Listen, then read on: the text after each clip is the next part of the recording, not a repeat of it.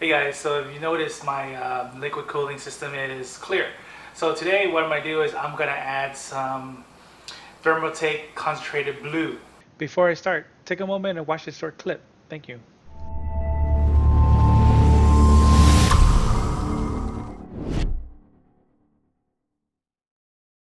I purchased this dye on Amazon. It's pretty inexpensive and there's an array of colors to choose from.